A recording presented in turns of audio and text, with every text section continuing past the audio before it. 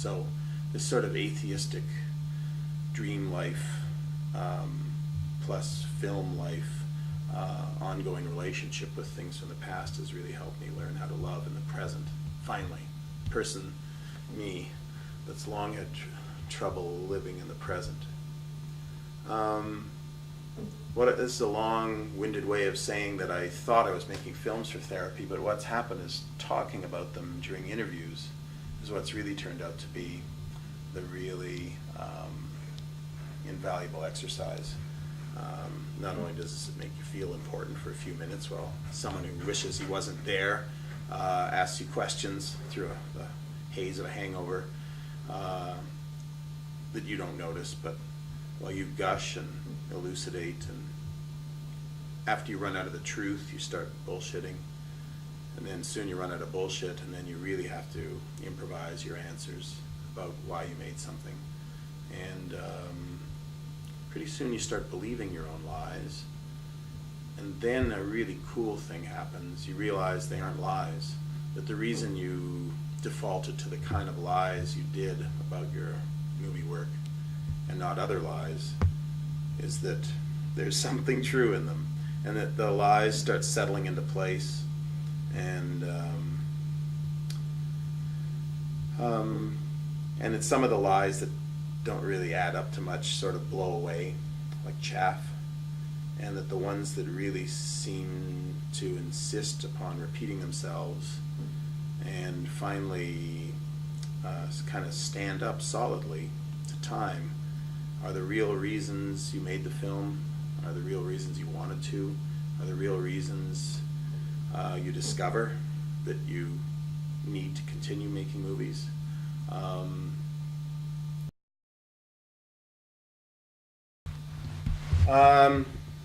Hi there, I'm Guy Maddin, filmmaker from Winnipeg, Canada. I'm sitting here in Austin, Texas, during the latter days of the South by Southwest Film and Music Festival in the Radisson Hotel overlooking the Colorado River. It's a tour boat crammed with tourists down there on the river. Looks about ready to turn over. Freeway of some sort with some shirtless people. Some guy pedaling backwards on a pontooned bicycle down there. I don't know what's going on. And just arrived from Paris, where I spent 3 weeks shooting seances with lost films in the Centre Pompidou. I'm really exhausted and beat. I have a beard and I haven't had a haircut in kind of a Howard Hughes quarter year. I've even started storing my urine in jars. And I have an opportunity to talk about myself. Let's face it, everyone loves talking about him or herself. But I find myself pretty feeling pretty awkward at the moment.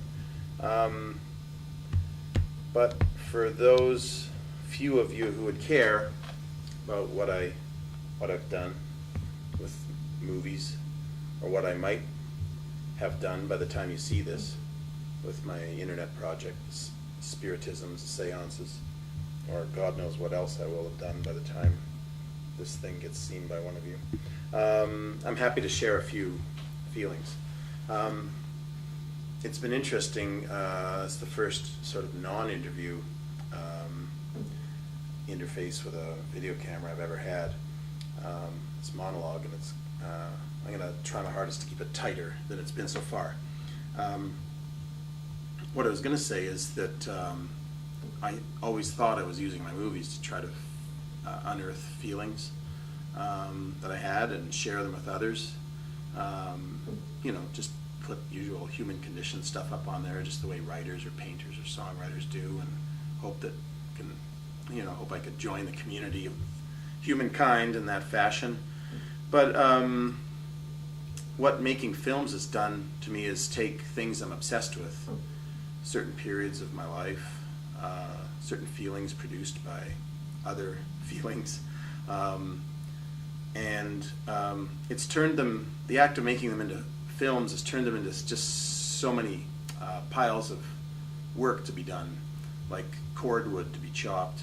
I could take my film Brand Upon the Brain, in which I attempted to convey to viewers the really rich adolescent, hormonally driven confusion from a period in my life. A bunch of memories of which were so precious to me, I became obsessed with them and decided I wanted to make a movie about it.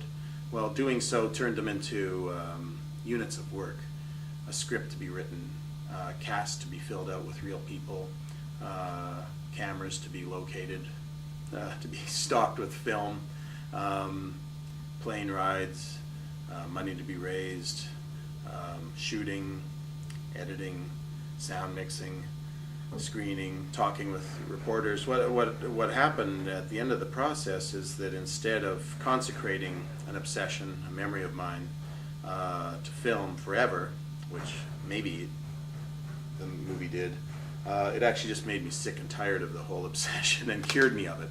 And I've ended up being therapeutically cured through avoidance therapy, or through aversion therapy, I should say. Just something sickening got attached.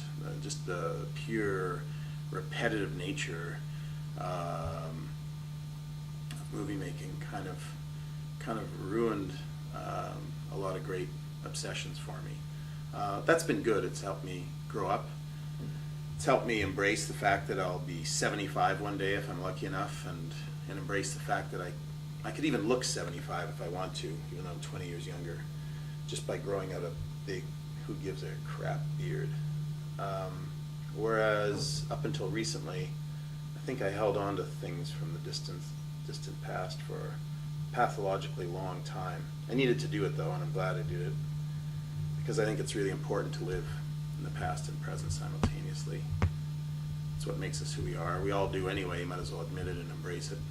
Since I'm basically an atheist, I feel it's nice to pay tribute to the people and things that you loved in the past and continue to love.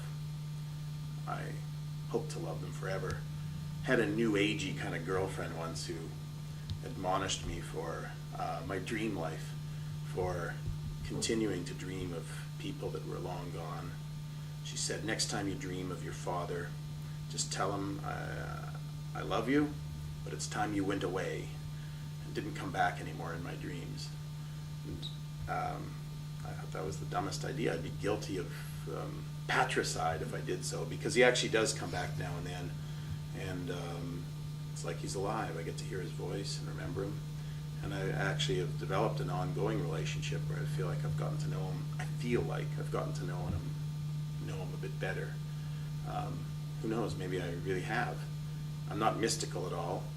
I just feel like everything there was to know was there, if only I was smart enough to see it, that I saw it with my eyes but didn't see it with my heart. And now through frequent posthumous revisitings with him, I've come to know him a lot better and understand him a lot more.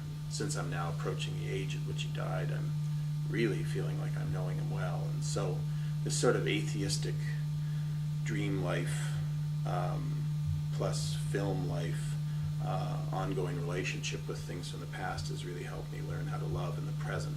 Finally, person me that's long had trouble living in the present. This is a long-winded way of saying that I thought I was making films for therapy, but what's happened is talking about them during interviews is what's really turned out to be the really invaluable exercise. Not only does it make you feel important for a few minutes while someone who wishes he wasn't there asks you questions through the haze of a hangover that you don't notice, but while you gush and elucidate, and after you run out of the truth, you start bullshitting, and then soon you run out of bullshit, and then you really have to improvise your answers about why you made something. And pretty soon you start believing your own lies, and then a really cool thing happens. You realize they aren't lies, that the reason you defaulted to the kind of lies you did about your movie work and not other lies is that there's something true in them, and that the lies start settling into place, and